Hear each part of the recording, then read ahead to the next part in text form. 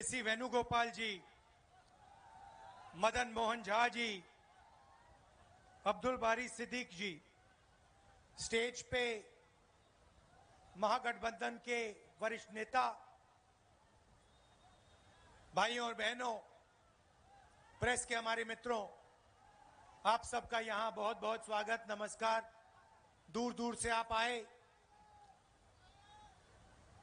बहुत बहुत धन्यवाद। आपका मूड कैसा है? सुनाई नहीं दिया भाई। मूड कैसा है? हाँ, आप देश के कोने कोने में जाते हो, हर डिस्ट्रिक्ट में आपको बिहार के लोग मिलेंगे, महाराष्ट्र, कर्नाटक, तेलंगाना, असम, मिजोरम, नागालैंड, जहां भी आप जाओ, बिहार के लोग, बिहार के युवा आपको दिखाई देंगे। हिंदुस्तान में सड़क बनती है, फ्लाईओवर बनता है, इंफ्रास्ट्रक्चर बनता है, पुल बनता है, इमारत बनती है, बिहार के युवाओं का हाथ उसमें होता है। सही है, गलत है?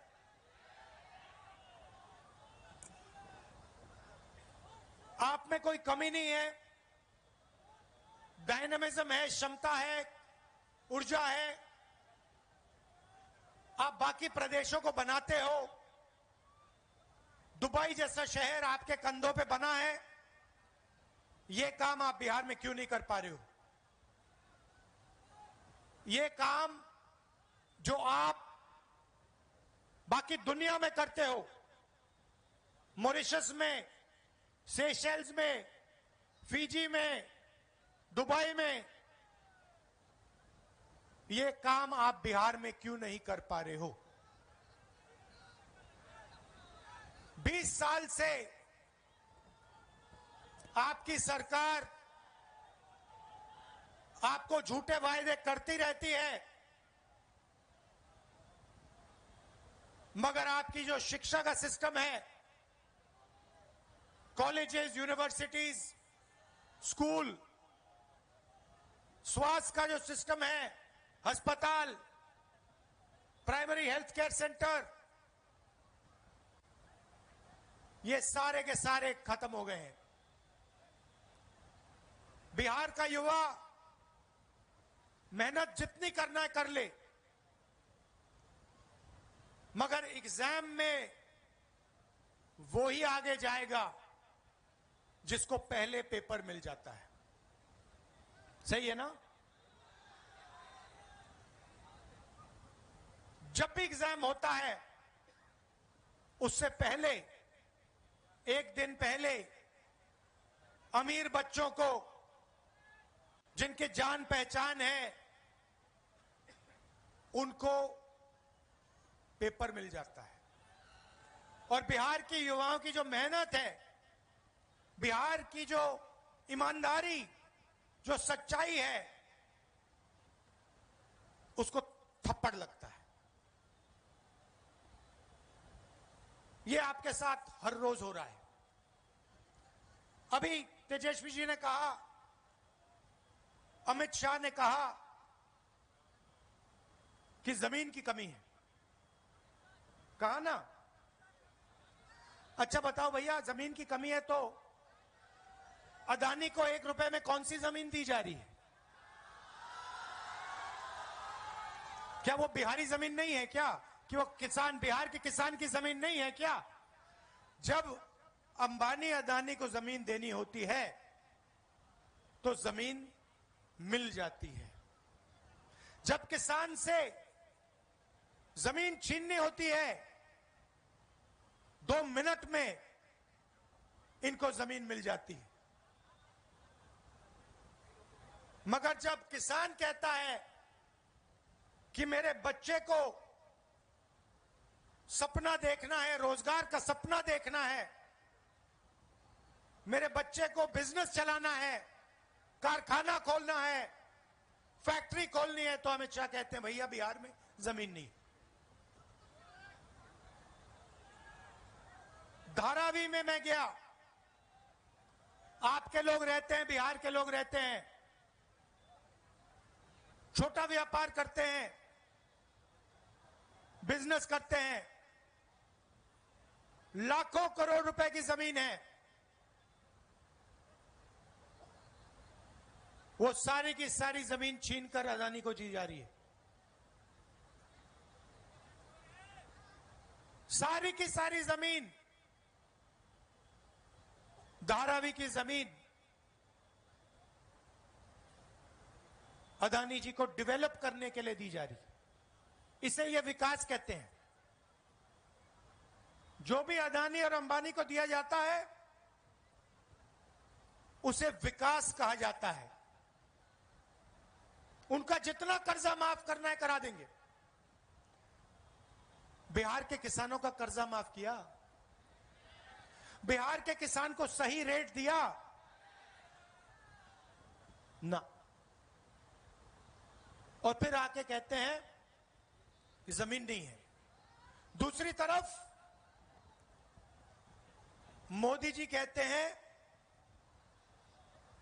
मैं जाके यमुना में स्नान करूंगा, छठ पूजा का टाइम है। कहा नहीं कहा, आपको दिखाने के लिए ड्रामा। मैंने पिछली मीटिंग में कहा देखो भैया, चुनाव से पहले आप मोदी जी से कुछ भी करवाना चाहते हो करवा सकते हो। अगली मीटिंग में आएंगे, भीड़ से कोई कहेगा, एक आदमी नहीं, अगर भीड़ से 200 लोगों ने कहा मोदी जी स्टेज पे जरा डांस कर दीजिए, हम वोट देंगे, डांस शुरू हो जाएगा। वो भरतनाट्यम करना शुरू कर देंगे स्टेज पे। ड्रामा किया, और ड्रामा से हिंदुस्तान की सच्चाई दिखाई दी। ड्रामा क्या किया, एक तरफ यमुना, गंदा पानी, उसको किसी ने पी लिया या बीमार होगा या मरेगा। उसमें कोई अंदर नहीं जा सकता, इतना गंदा पानी है। अगर आप उसमें घुस गए आपको वहीं की वहीं बीमारी हो जाएगी, इन्फेक्शन हो जाएगा खाल पे। मगर मोदी जी ने ड्रामा किया, छोटा सा वहां पे तालाब बनाया। आपने देखा ना, ये हिंदुस्तान। चुनाव के लिए आपको कुछ भी दिखा देंगे। देखो भैया 56 इंच की छाती है, यमुना में मैं जाके स्नान कर रहा हूं, मुझे कोई बीमारी नहीं होती, मेरा डायरेक्ट ऊपर से कनेक्शन है, मैं भगवान से डायरेक्ट बात करता हूं, मुझे यमुना में कोई बीमारी नहीं होगी। और फिर पीछे से पाइप लगाया जाता है, साफ पानी उसमें डाला जाता है, और फिर वीडियो कैमरा, हमारे जो मीडिया के मित्र है दिखाएंगे, देखो देखो नरेंद्र मोदी जी ने यमुना जी में स्नान किया। वो एक प्रॉब्लम आ गई, किसी ने फोटो ले ली पाइप की, किसी ने पाइप की फोटो ले ली, मोदी जी कहते मैं तो नहीं जाऊंगा। मगर मैं आपको ये क्यों बता रहा हूं, क्योंकि दो हिंदुस्तान है। एक असली हिंदुस्तान यमुना जी वाला, बेरोजगारी का, भूख का, पेपर लीक का, वो वाला। और दूसरा नरेंद्र मोदी जी वाला, अंबानी का, अदानी का चमकता हुआ हिंदुस्तान। और फिर मोदी जी आते हैं, कहते हैं आपको कि भैया देखो बिहार के युवाओं, आजकल आप रील देखते हो, बीजेपी ने डेटा को इतना कम पैसे पे दिया है, इतना दाम कम कर दिया है कि बिहार का हर युवा इंस्टाग्राम की रील देख सकता है, फेसबुक पे जा सकता है, ट्विटर पे जा सकता है।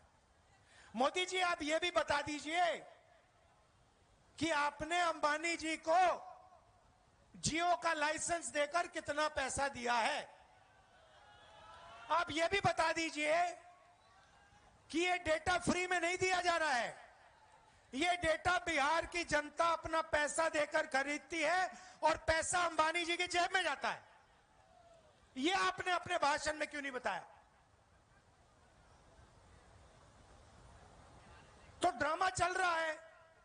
एक तरफ नोटबंदी, बिहार के छोटे छोटे व्यापारियों को खत्म कर दिया, गलत जीएसटी लागू कर दी, फिर 5-6 साल बाद बोलते हैं देखो भैया अब मैं आपको दिवाली का गिफ्ट दूंगा, जीएसटी को कम करूंगा। 5 साल आपने, 7 साल आपने खून चूसा और फिर आप कहते हो कि दिवाली का तोहफा दूंगा। बिहार के युवाओं से कहते हो कि देखो हमने आपको कम रेट में डेटा दिया, मगर बिहार के युवाओं से आप यह नहीं कहते हो कि आप 24 घंटा इंस्टाग्राम पे इसलिए हो क्योंकि हमने आपको नौकरी नहीं दी, मोदी सरकार ने, निजी सरकार ने नौकरी नहीं दी। क्या आप क्या सोचते हो? आपका प्रधानमंत्री, हमारा प्रधानमंत्री कह रहा है कि बिहार के युवाओं को बहुत फायदा दिलवाया, आप जितना टाइम इंस्टाग्राम पे रहना चाहते हो रह सकते हो। क्या सोचते हो कि बिहार के युवा को इंस्टाग्राम से फायदा हो रहा है क्या? फेसबुक पे बैठकर रील देखकर बिहार की प्रगति हो रही है क्या? नहीं, इनको देना पड़ रहा है, क्योंकि अगर आप, इन्होंने आपका टाइम जाया नहीं किया, इंस्टाग्राम पे आपको नहीं रखा, फेसबुक के आपको नहीं रखा, तो आप प्रधानमंत्री जी के घर के सामने, नीतीश जी के घर के सामने पहुंच जाओगे और कहोगे भैया हमें रोजगार दो। तो ये आपको गुमराया जा रहा है, आपको सपना दिखाया जा रहा है, रील में कुछ है नहीं आपके लिए। 1-2 लोग इंस्टाग्राम बने, इन्फ्लुएंसर बनेंगे, 1-2 लोग इन्फ्लुएंसर बनेंगे और फिर 1-2 साल बाद वो भी बेरोजगारी में डूब जाएंगे। सच्चाई ये है कि पूरी की पूरी सरकार, चाहे वो मोदी जी की हो, नीतीश जी की हो, ये 2-3 अरबपतियों के लिए चलाई जा रही है और इसमें किसान भूखा मर जाए, युवा एग्जाम पास करे ना करे, बेरोजगार रह जाए, कोई अस्पताल में मर जाए, इनको कोई फर्क नहीं पड़ता। इनको सिर्फ आपकी जमीन चाहिए, आपका पैसा चाहिए और आपका भविष्य चाहिए। और आजकल नई चीज चली है, ये जो भी आपको मिला है, ये चुनाव हो रहा है ना, यहां पे बिहार में चुनाव हो रहा है ना, तेजस्वी जी को चीफ मिनिस्टर चुना जा रहा है ना, चुना जा रहा है ना, ये पूरा चल रहा है। ये क्यों चल रहा है? ये इसके कारण चल रहा है, ये संविधान के कारण चल रहा है। इसके पहले, संविधान के पहले यहां कोई चुनाव नहीं होते थे, यहां पे कोई भाषण नहीं होते थे, यहां पे जो भी राजा महाराजाओं को चाहिए होता था वो होता था। उनको किसी की जमीन चाहिए, जमीन ले लेते थे। ये पूरा का पूरा ढांचा जो हिंदुस्तान में बना है, लोकतंत्र का ढांचा, ये अंबेडकर जी, गांधी जी के संविधान के कारण बना है। आप मत सोचिए आरएसएस और बीजेपी इस पर आक्रमण कर रहा है। जब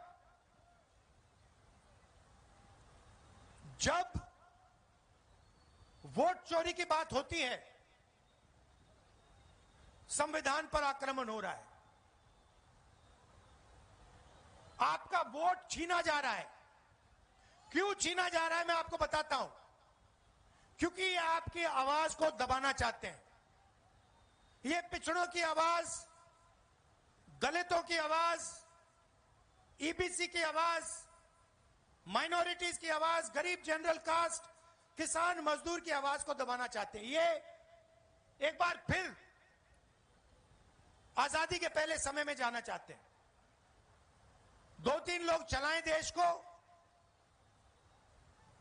देश को चलाएं, जनता देखती रहे, जो इनके मन में आए ये करें।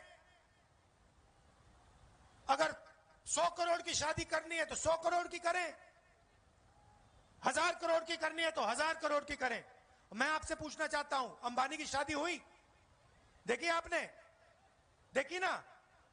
नरेंद्र मोदी गया था? राहुल गांधी गया? क्यों नहीं? राहुल गांधी क्यों नहीं गया? नरेंद्र मोदी क्यों गया? बात आप समझिए। नरेंद्र मोदी जी उनका औजार है। आप मत सोचिए कि नरेंद्र मोदी जी आपके चुने हुए प्रधानमंत्री हैं। नहीं, नरेंद्र मोदी जी अंबानी अदानी के औजार हैं। वो उनके लिए रास्ता खोलते हैं। जीएसटी उनके लिए, नोटबंदी उनके लिए, 1 रुपए में जमीन, बिहार की जमीन उनके लिए, धारावी की जमीन उनके लिए।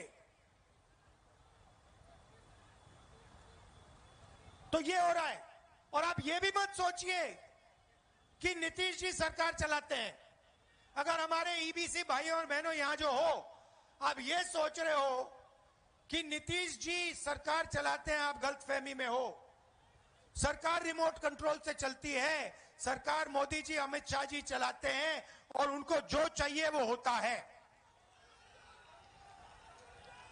यहां पे गठबंधन के चीफ मिनिस्टर तेजस्वी जी बनेंगे, मैं आपको बता रहा हूं।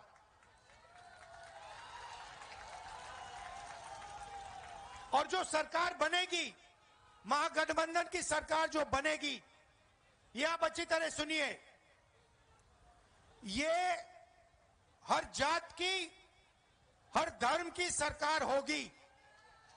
इसमें हर जात के लिए, हर धर्म के लिए जगह होगी और इज्जत होगी। चाहे ईबीसी हो, पिछड़ा वर्ग हो, दलित हो, महादलित हो,